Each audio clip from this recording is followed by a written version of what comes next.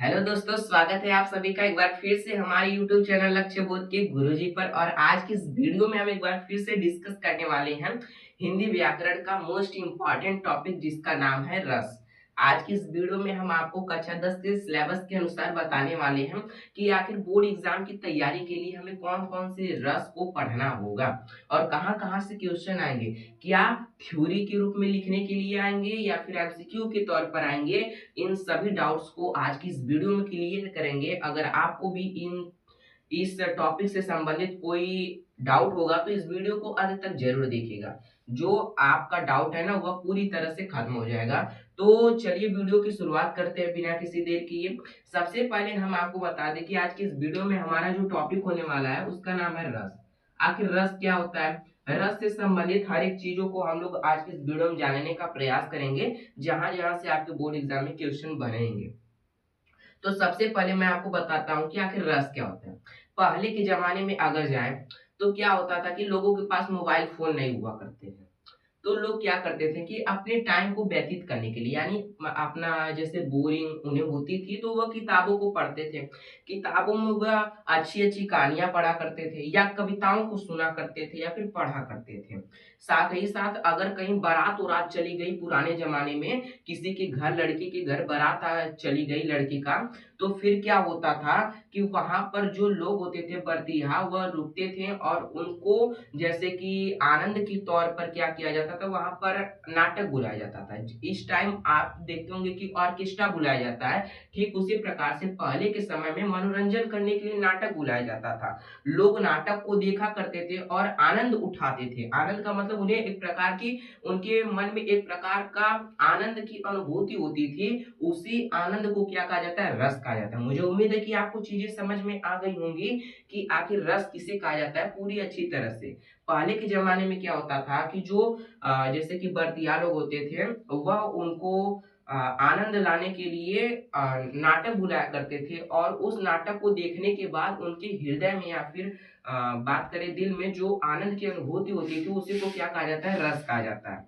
तो रस का यहाँ से शाब्दिक अर्थ निकल कर क्या आता है, आनंद। यानी आनंद जब आपको आएगा तो समझ लीजिए आपके अंदर रस है।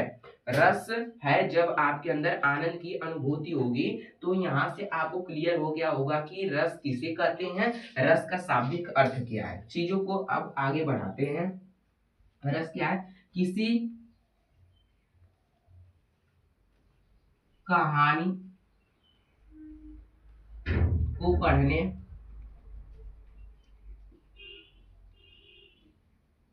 कविता को सुनने, सबसे आसान भाषा में आपको बताने का प्रयास कर रहा हूँ, सुनने तथा अभिनय। अभिनय का मतलब होता है नाटक। अभिनय का मतलब होता है नाटक। नाटक को देखने से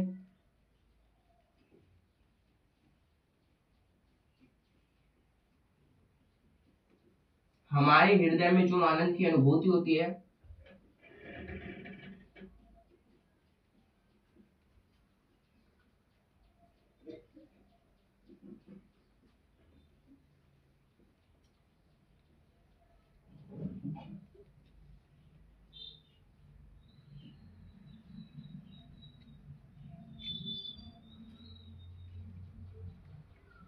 उसे रस कहते हैं।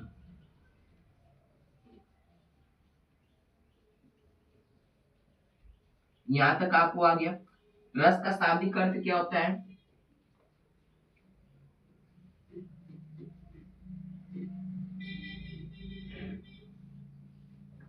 शाब्दिक अर्थ होता है आनंद।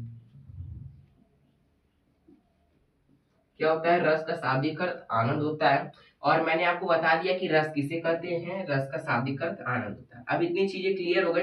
आखिर रस की उत्पत्ति किसने की है, यानी आखिर कोई ना कोई तो रहा होगा। जैसे आपकी उत्पत्ति आपके माता पिता के द्वारा हुई है, ठीक उसी प्रकार से रस की भी उत्पत्ति एक महान थे जिनका नाम था भरत मुनि। उन्हीं के द्वारा क्या हुआ है, रस की उत्पत्ति हुई है। यानी उन्होंने एक नाट्य शास्त्र लिखा अपने जैसे कि एक उनकी पुस्तक थी नाट्य शास्त्र, और उसी में उन्होंने रस के बारे में बताया। ये क्वेश्चन आपसे बन सकता है, पूछ लिया जा सकता है कि भरत मुनि यानी रस के प्रवर्तक या फिर जनक कौन है, तो कौन है, भरत मुनि है। और भरत मुनि ने क्या कहा कि जो रस की संख्या है वह 8 है, जबकि आचार्य मम्मट और विश्वनाथ के अनुसार रसों की संख्या जो है वो 9 है। और वर्तमान समय में क्या हुए कि दो 9 में 2 और बढ़ा करके क्या कर दिया गया, रसों की संख्या 11 कर दी गई। चीजें आपको समझ में आ गई होंगी कि आखिर मैं कहना क्या चाह रहा हूँ कि रस की जो प्रवर्तक है वह भरत मुनि है, जिसका उल्लेख उन्होंने अपनी रचना नाट्य शास्त्र में की थी। इतना याद रखिए, इसके बाद आगे आपको बताता हूँ। भारत रस की उत्पत्ति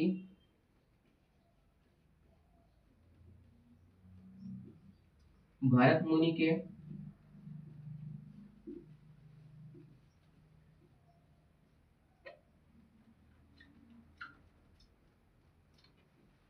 की रचना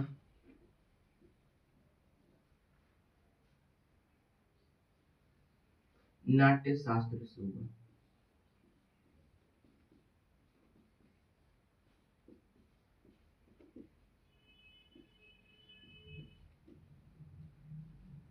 यानी कहने का मतलब है कि किसी कहानी को पढ़ने से, कविता को सुनने से, अभिनय या फिर नाटक को देखने से हमारे हृदय में जिस भी आनंद की अनुभूति होती है उसी को क्या कहा जाता है, रस कहा जाता है। रस का शाब्दिक अर्थ क्या होता है, आनंद होता है। और भरत मुनि ने इसकी खोज की थी, और कौन सी रचना में इसका उल्लेख मिलता है, तो कौन सी रचना में, नाट्य शास्त्र में। और रस का सर्वप्रथम उल्लेख जो है ना वह इसी में मिलता है। अब आगे देखिए क्या है कि रसों की संख्या जो है वह कितनी बताई गई है, रसों की संख्या चार, रसों के अंग चार होते हैं, सॉरी रसों के अंग या फिर अवयव या फिर तत्व आपसे पूछ ले तो चार होते हैं। कौन कौन से होते हैं, विभाव, अनुभाव, संचारी भाव, व्यभिचारी भाव। यानी चार आपको पढ़ना है, अस्थाई भाव, विभाव, अनुभाव, संचारी भाव। ये चार आपको अंग पता होने चाहिए कि रस के अंग होते हैं, अवयव या फिर तत्व कितने होते हैं, चार होते हैं। इस चीज को आपको ध्यान रखना है, क्योंकि यहाँ से एमसीक्यू बन सकता है कि रस के कितने अंग होते हैं। बहुत सारे लड़के रस के प्रकार समझकर 11 मार देते हैं, जो कि बिल्कुल गलत रहता है। तो आपको एक एक छोटी छोटी पॉइंट्स पर ध्यान देना होगा। तो रस के कितने अंग होते हैं, रस के अंग, रस के अंग या फिर आपसे अवयव पूछ ले या फिर आपसे तत्व पूछ ले तो भी आप क्या आंसर देंगे, चार देंगे। कौन कौन से होते हैं, अस्थाई भाव, विभाव, अनुभाव। चूंकि हमारे सिलेबस में क्या है कि विभाव, अनुभाव इन सब के बारे में जानकारी नहीं दी गई है, तो जानकारी दी गई लेकिन सिलेबस में हमें पढ़ना नहीं है। और खास तौर पर रस जो टॉपिक है ना, यहाँ से आपको एमसीक्यू के तौर पर क्वेश्चन देखने को मिलेंगे, लिखने के लिए नहीं मिलेंगे, लेकिन आपको इसकी जानकारी रहनी बहुत जरूरी है। क्योंकि नंबर लाकर क्या करेंगे जब आपको किसी भी चीज की जानकारी नहीं रहेगी। इसलिए आपको जानकारी रहना बहुत जरूरी है, ताकि आप भविष्य में कुछ भी कर सकते हैं अगर आपको जानकारी रहेगी। नंबर से कोई मतलब नहीं होता है, आपको जानकारी रहना बहुत जरूरी है। यानी रस के कितने अंग होते हैं, चार अंग होते हैं। रस के अंग, अवयव या फिर तत्व की बात करें तो चार होते हैं। कौन कौन से, अस्थाई भाव, अस्थाई विभाव, अनुभाव, संचारी भाव। अस्थाई विभाव, अस्थाई भाव मैंने लिख दिया था, अस्थाई, संचारी भाव, विभाव, अनुभाव, ये चार होते हैं, रस के अंग होते हैं। ये चीजें आपको समझ में आ गई होंगी। यहाँ से क्वेश्चन बन सकता है, मैं एक बार फिर से कह रहा हूँ कि आपको यहाँ से क्वेश्चन देखने को मिल सकता है। अब अगली पार्ट क्या है कि रस के गणों की संख्या, गणों की सॉरी रस के कितने प्रकार होते हैं, यानी टोटल कितने प्रकार होते हैं, तो 11 होते हैं रस के प्रकार।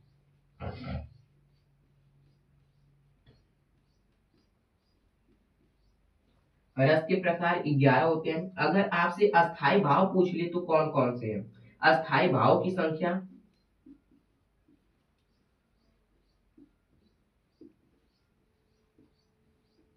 कितने होते हैं, 11। जब रस 11 होंगे तो इनके अस्थाई भाव भी कितने होंगे, 11 होंगे। ये चीजें आपको समझ में आ गई। अब अगली पॉइंट्स कहाँ से बन सकती है कि जो संचारी भाव होता है ना, संचारी भाव की संख्या कितनी होती है, यानी संचारी भाव की संख्या की कुल संख्या। यहां से भी आपको क्वेश्चन देखने को मिल सकता है। संचारी भाव यानी यहाँ पर जो आपको रस के तत्व या अवयव के अंतर्गत जो एक भाग दिख रहा है संचारी, इसकी संख्या कितनी होती है, यहाँ से भी क्वेश्चन आपको बोर्ड एग्जाम में देखने को मिल सकता है। तो इसकी जो टोटल संख्या होती है वह कितनी होती है, 33 होती है। कितनी, 33 होती है। ये चीजें आपको ध्यान रखनी, यानी मैंने आपको कुछ बेहद पॉइंट्स या फिर एमसीक्यू बताएं जहां से बोर्ड एग्जाम में आपको देखने को मिल सकते हैं। रस की उत्पत्ति भरत मुनि के द्वारा की गई थी। नाट्यशास्त्र रचना में रस के अंग अवयव या फिर तत्व कितने होते हैं, तो 4 होते हैं। अस्थाई, संचारी, विभाव, अनुभाव। रस के प्रकार 11, अस्थाई भाव की संख्या 11, संचारी भाव की टोटल संख्या कितनी होती है, 33 होती है। यहाँ तक आपको समझ में आ गया। हमारे सिलेबस में कक्षा 10 के अनुसार क्या है कि रस तो 11 प्रकार के होते हैं। जैसे मैं आपको नाम ओरली बता देता हूँ, जबकि हमें उनके बारे में नहीं पढ़ना है। पहला है हमारा श्रृंगार रस, जो कि 2 प्रकार का होता है, वियोग और एक होता है संयोग। अब अगला रस होता है करुण रस, फिर होता है हमारा करुण रस होता है, फिर अद्भुत रस, विवित्स रस, जो वात्सल्य रस, भक्ति रस, भयानक रस, ऐसे करके 11 होते हैं। लेकिन हमें कक्षा 10 के सिलेबस के अनुसार केवल 2 पढ़ना है। 2 कौन कौन से हैं, 10th पाठ्यक्रम के अनुसार।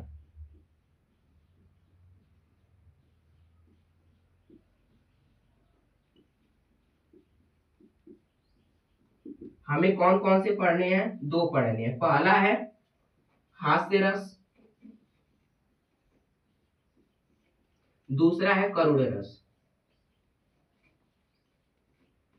करुण रस यानी आपको 2 रस पढ़ने, कौन कौन से, हास्य रस, करुण रस, कक्षा 10 के सिलेबस के अनुसार। अब यहाँ से क्वेश्चन क्या बन सकता है, अगर आपसे पूछ लिया कि हास्य रस का स्थायी भाव क्या होता है, करुण रस का स्थायी भाव क्या होता है, तो आपको किस तरह से इसका उत्तर देना है। देखिए, हास्य रस का स्थायी भाव पूछेगा तो आपको इसका सटीक उत्तर देना है हास्य। वहीं अगर करुण रस का स्थायी भाव पूछेगा तो उसका सटीक उत्तर आपको देना है शोक, क्योंकि करुण का मतलब होता है करुणा, वेदना, यानी जब किसी व्यक्ति को दुख हो। दुख का मतलब शोक, शोक का मतलब दुख, यानी एक दूसरे से रिलेटिव रखते हैं ये जो रस और उसके अस्थाई भाव। तो करुण रस का क्या हो जाएगा, शोक हो जाएगा। हास्य का मतलब हंसने वाली भावना, यानी हास्य रस का स्थायी भाव क्या हो जाएगा, हास्य हो जाएगा। इस मैंने आपको ट्रिक बताई याद करने का। हास्य, ये है स्थायी भाव।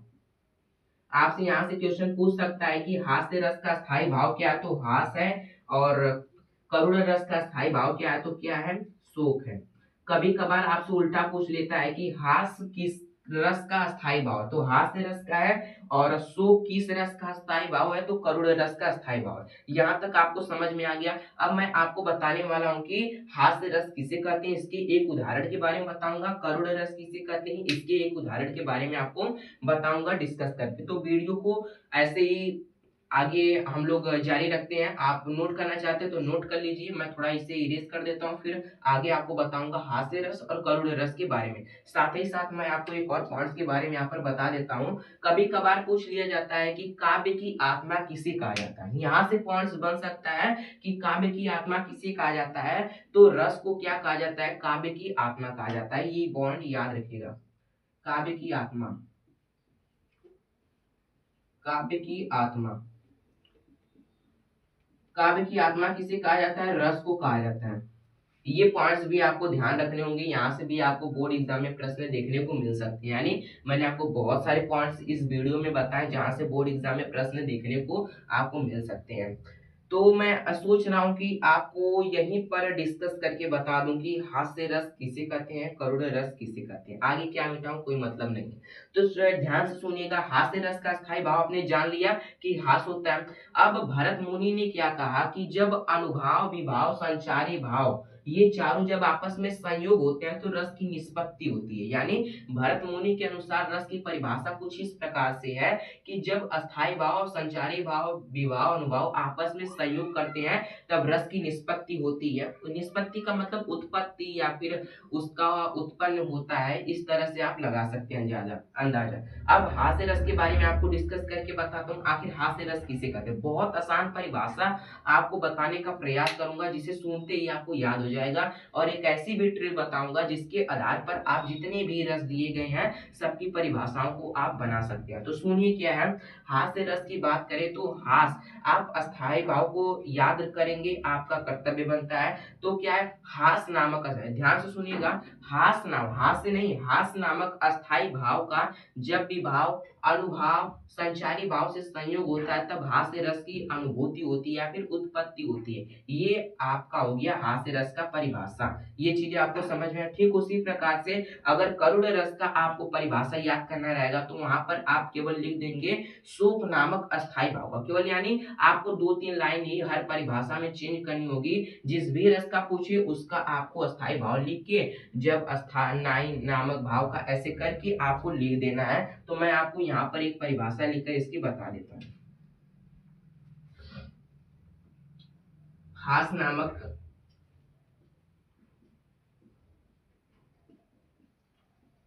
अस्थाई भाव का जब भी भाव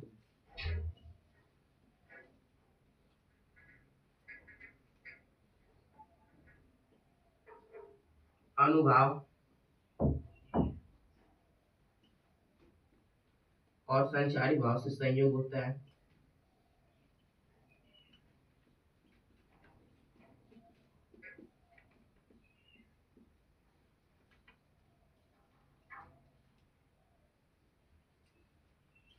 तब क्या होता है, तब हास रस की उत्पत्ति होती है। यानी आपको ये परिभाषा ध्यान रखना है कि हास नामक अस्थाई भाव का, मैंने यहाँ पर हास नहीं लिखा, हास लिखा है। हास नामक अस्थाई भाव का जब भी भाव अनुभाव और संचारी भाव से संयोग होता है तब हास्य रस की उत्पत्ति होती है। आप इसमें ऐड कर सकते हैं।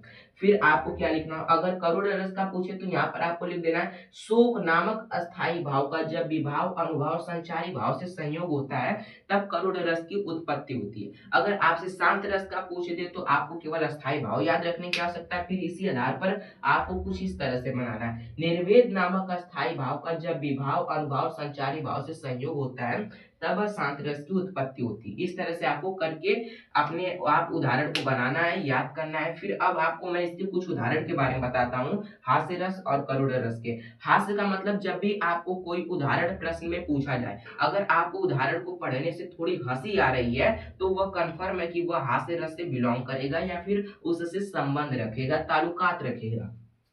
हास्य रस का उदाहरण पहचानने की यही ट्रिक है कि जो भी उदाहरण आपसे पूछा जाता है एक बार उसे अच्छे यानी शांत मन से पढ़िए और देखिए कि उस उदाहरण को पढ़ने से आपको कैसा फील हो रहा है। दुख का फील हो रहा है यानी आपको दुख प्रकट हो रहा है या फिर आपको हास्य की उत्पत्ति हो रही है। अगर हंसने वाली बात है तो हास्य रस हो जाएगा, अगर आपको थोड़ा दुख होने वाली बात होगी तो करुण रस हो जाएगा। इन दोनों के अनुसार, इन दोनों के अलावा आपको ऑप्शन में दिए गए किसी भी रस पर नजरिया नहीं डालना है, यानी केवल 2 ही रस को आपको टारगेट करना है, एक हास्य रस, करुण रस। क्यों? क्योंकि केवल कक्षा 10 के सिलेबस के अनुसार 2 ही रस हमें पढ़ने हैं, करुण रस और हास्य रस। तो हास्य रस का उदाहरण क्या हो जाएगा, जैसे कि मैं आपके सामने एक उदाहरण प्रस्तुत कर रहा हूँ जो है जैसे कि हाथी जैसी देह। आप उदाहरण को पढ़िएगा और पढ़ने के बाद शायद आपको हंसने वाली भावना आएगी।